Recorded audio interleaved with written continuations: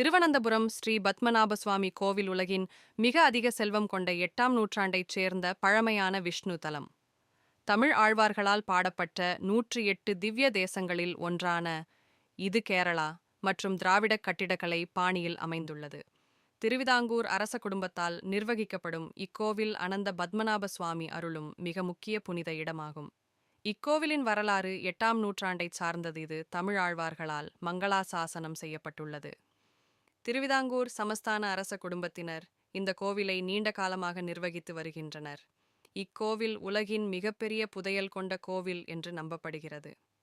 ஸ்ரீ பத்மநாப சுவாமி ஆனந்தன் என்ற நாகத்தின் மீது சயனித்த நிலையில் வீற்றிருக்கிறார். இவரது தொப்புளிலிருந்து பிரம்மா தோன்றுவதாக நம்பப்படுகிறது.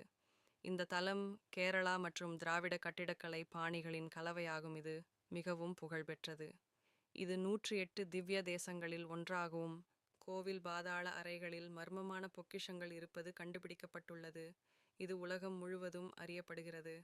அமைவிடம் கேரள மாநில தலைநகரான திருவனந்தபுரத்தில் அமைந்துள்ளது. பத்மநாப சுவாமி கோவில் கேரள கலாச்சாரம் மற்றும் பக்தியின் மிகச்சிறந்த அடையாளமாக திகழ்கிறது. மேலும் வீடியோக்கள் பார்க்க இந்த சேனலை சப்ஸ்கிரைப்